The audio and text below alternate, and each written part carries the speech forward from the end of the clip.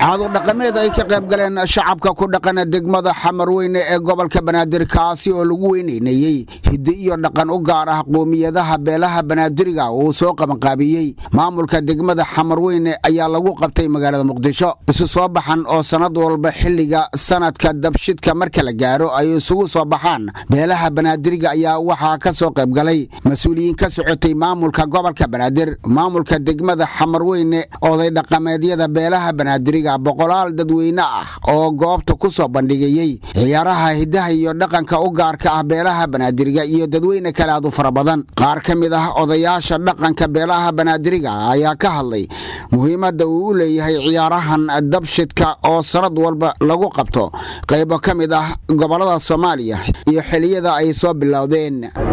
maanta waa maalin oo noo weyn reer Banaadir taariikhooda 300 sano asan loo soo shiri jiray waa caado oo la yaqaan waa taariikh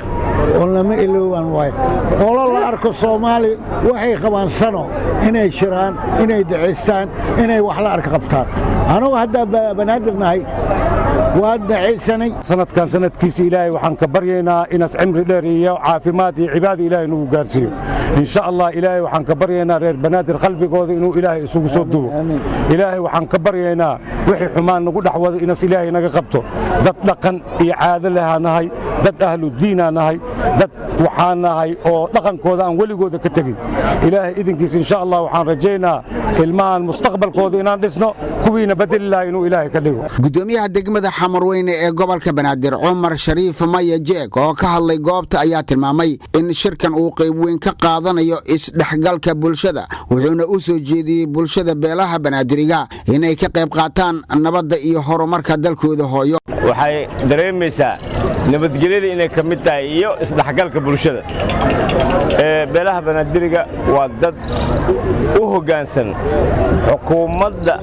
xukuumadda inay taageeraan oo caadil ah oo daacad ah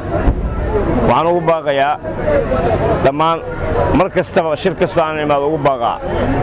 ummadda Soomaaliyeed beelaha Banaadiriga mar kastaba in ay aad u taageeraan madaxweynaha Jamhuuriyadda Soomaaliya mudane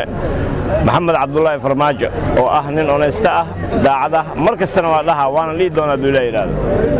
waxaan leeyahay waa in lagu taageeraa taageero ma aha kaliya afka waa in lagu taageeraa naf iyo maalmo